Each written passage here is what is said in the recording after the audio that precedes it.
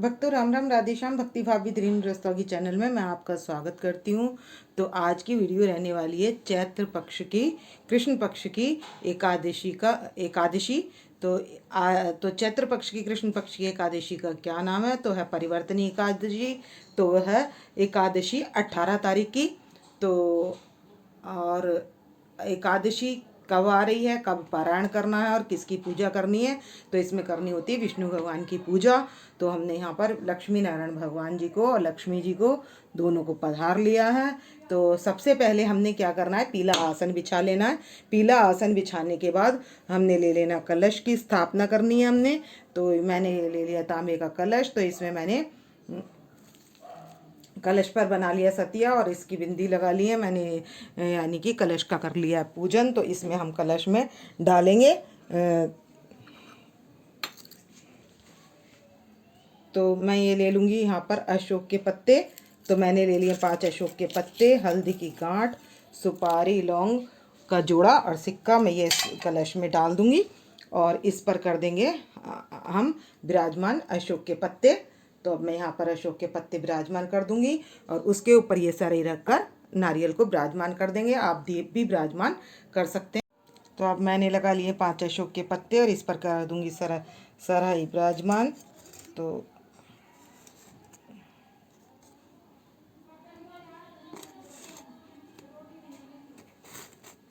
इस तरीके से हमने ये 5 पत्ते विराज करके और इसको और यहाँ पर कर देंगे हम नारियल विराजमान। तो मैंने ये नारियल लपेट लिया है और यहाँ पर ये हमने नारियल विराजमान कर दिया है। और इस पर बांध देंगे हम कलावा। तो मैंने यहाँ पर बांध लिया है कलावा। तो हमारा हो चुका है कलश का पूजन। और अब हम क्या करेंगे, यहाँ पर पधार लेंगे गणेश जी को। पुष्प का आसन देके मैं गणेश जी को यहाँ पर पधार लूँगी। तो यहाँ पर हम रख लेंगे पुष्प और पुष्प पर विराजमान कर देंगे गणेश जी को। मैंने पुष्प का आसन देकर गणेश जी को यहाँ विराजमान कर लिया। तो अब हमारे सभी देवता, राधा रानी, गणेश जी, लक्ष्मी जी और विष्णु भगवान जी सब पधार चुके हैं। तो अब हम करेंगे शुद्धिकरण करेंगे। शुद्धिकरण करने के बाद वस्त्र पहनाएंगे और उसके बाद तिलक लगाएंगे। तो मैंने जल के लोटे में डाल लिया कुशा और इसी से लगाएंगे हम सब पर छींटा। तो हमने सबको पवित्र कर लिया है। और पवित्र करने के बाद हम इनको क्या करेंगे, लक्ष्मी नारायण भगवान को पीला जनेऊ और गणेश जी को वाइट जनेऊ धारण करा देंगे।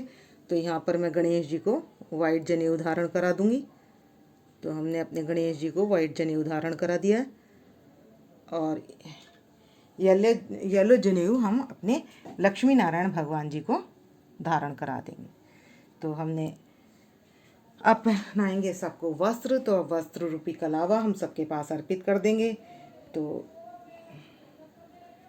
हम सबसे पहले गणेश जी के वस्त्र अर्पित कर देंगे, फिर हम राधा रानी को वस्त्र अर्पित कर देंगे और लड्डू गोपाल जी को वस्त्र अर्पित कर देंगे। और छोटे लड्डू गोपाल जी हैं हमारे, बड़े लड्डू गोपाल जी को भी वस्त्र अर्पित कर देंगे। गौ माता को भी हम वस्त्र अर्पित कर देंगे।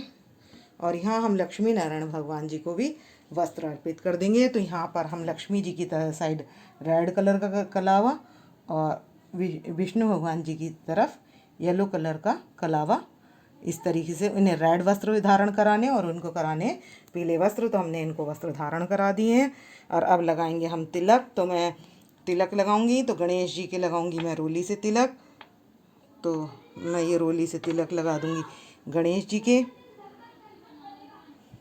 राधा रानी के, गौ माता के और लक्ष्मी माता के। और विष्णु भगवान जी के हम लगाएंगे चंदन से तिलक। तो हमने चंदन ले लिया है। तो यहाँ पर मैं चंदन से तिलक लगाऊंगी।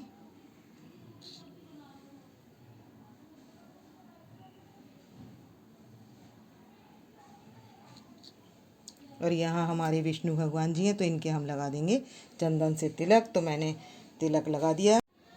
तो ये एकादशी की व्रत की कथा है, इसमें ये महात्म होता है इसमें। तो ये बुक में हम क्या करेंगे, पूजन कर लेंगे। तो हमने जल छिड़क लिया है और हम उनको वस्त्र धारण करा देंगे, और वस्त्र धारण कराने के बाद हम लगा देंगे तिलक। तो हम लक्ष्मी जी के रेड और विष्णु भगवान जी के येलो कलर का तिलक लगा देंगे।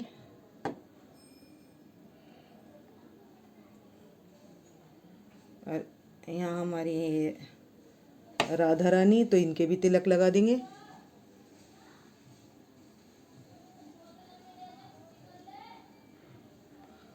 और यहाँ हमारी है लक्ष्मी माता, तो इनके भी हम तिलक लगा देंगे।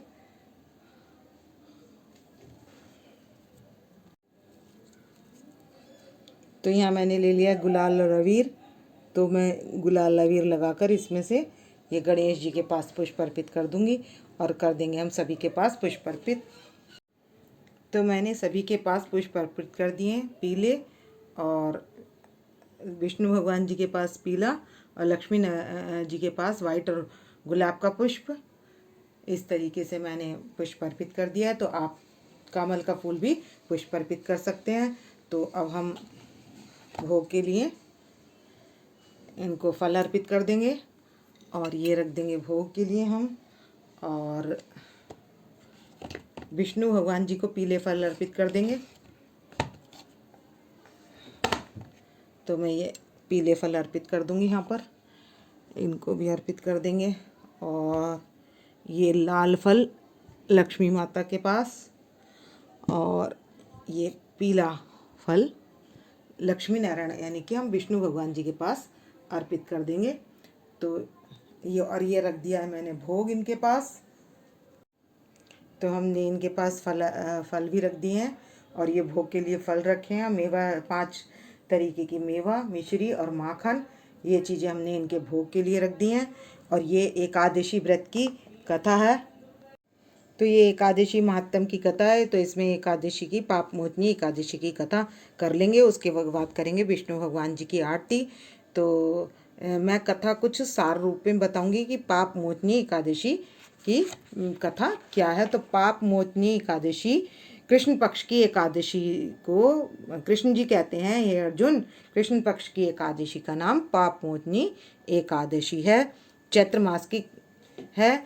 और तो क्या हुआ एक बार, तो कथा सुनने से पूर्व हम ले लेंगे तिल और या पुष्प हाथ में और संकल्प के पैसे। तो अब कथा क्या है कि एक बार की बात है कि चैत्र मास की एकादशी पर प्राचीन काल में एक चैत्रथ नाम का राजा था। उसको बहुत अच्छा शासन करता था। तो उसके एक राज्य में मेघावी ऋषि थे। तो मंजू घोषा जो थी, उन ऋषि को प्रसन्न करने के लिए उसने प्रयत्न करने लगी, और उसने वीणा बजाकर और उनको संगीत के द्वारा उन्हें मंत्रमुग्ध कर लिया। तो मंजू घोषा और वो के साथ उन्होंने रमण करते हुए काफ़ी टाइम हो गया। तो मंजू घोषा कहने लगी कि अब मुझे जाने की आज्ञा दीजिए। जब उन्होंने ऋषि ने ध्यान लगाकर देखा कि मुझे इसके साथ रमण करते हुए इतना टाइम हो गया, तो उन्हें क्रोध आ गया, और उन्होंने उसे उसको पिशाचिनी होने का श्राप दे दिया। तब कहने लगी, आपने मेरे साथ बहुत समय तक रमण किया है, और इससे आपकी हंसी उड़ेगी। तो आप मुझे इस पाप से छूटने का उपाय बताइए। तब मेघावी ऋषि अपने पिता के पास, चौवन ऋषि के पास गए। तो और उन्होंने उनसे पूछा, तो उन्होंने उसे एकादशी के व्रत के विषय में बताया कि जो पाप मोचनी एकादशी आएगी, तब आप उनका ध्यान करोगे, उनकी पूजा पाठ करोगे और व्रत करोगे, तो ये पाप से मुक्त हो जाओगे। तो यही सार रूप में कथा थी कि पाप मोचनी एकादशी की। तो इस एकादशी के प्रभाव से उनको क्या हुई, मंजू घोषा अप्सरा सुंदर रूप धारण करके स्वर्गलोक को चली गई। और इस एकादशी के करने से समस्त पाप छूट जाते हैं, ब्रह्मा आदि हत्या भी छूट जाती है, और कई 100,000 गौदान का फल भी इस एकादशी के करने से मिल जाता है। और इस एकादशी के करने से ब्रह्महत्या, स्वर्ण चुराने वाले, मदपान करने वाले, अगम्य जितने भी पाप होते हैं उन सब का नाश हो जाता है। तो ये करती है पापों का नाश। तो अब कर लेंगे आरती विष्णु भगवान जी की। तो ये जो संकल्प के पैसे हैं और ये दक्षिणा हम गणेश जी के आगे या विष्णु भगवान जी के आगे रख लेंगे और अब हम कर लेंगे आरती। एक दीप हमने कलश के सामने जला लेना और हमने कर लिया आरती की तैयारी। दीप हमने पहले ही जला लिया था, अब धूप दीप जला ली है तो करेंगे आरती। तो करेंगे बांके बिहारी तेरी आरती गाऊं, ए गिरधर तेरी आरती गाऊं, आरती गाऊं, प्यारी तुमको मनाऊं, हरि चरणों में शीश झुकाऊं मैं, बांके बिहारी तेरी आरती गाऊं, हे गिरधर तेरी आरती गाऊं।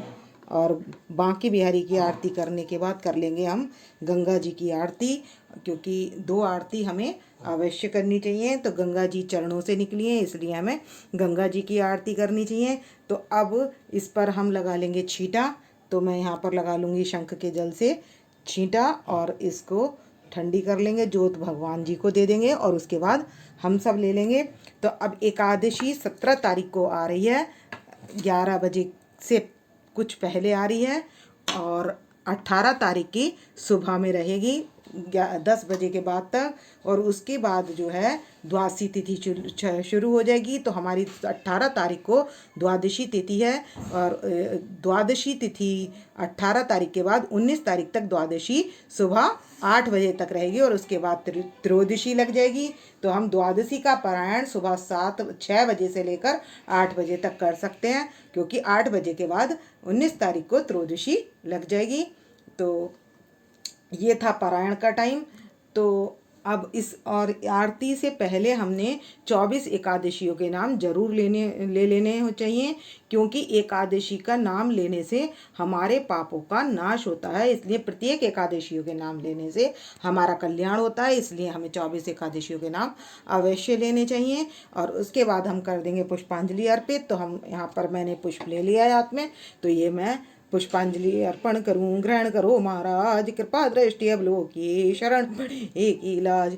तो इसको हम 3 बार कहकर पुष्पांजलि अर्पित कर देंगे और उसके बाद कर लेंगे हम क्षमा प्रार्थना। कोई भी कार्य करने के बाद, क्योंकि हम हैं मनुष्य रूप, तो हमसे त्रुटि हो जाती है, तो इसलिए हम उसके लिए क्षमा प्रार्थना कर लेंगे। तो कर्पूरी गौरम करुणावतारम संसारी सारम भुजगेंद्रहारम सदा वसंतम हृदयारविंदे भवम भवामी सहितं नमामि। तो इस वीडियो का मैं करूँगी यहीं पर एंड। यदि आपको मेरी वीडियो पसंद आए तो प्लीज़ लाइक करें, सब्सक्राइब करें और शेयर करना ना भूलें। भक्तों राम राम, राधे श्याम।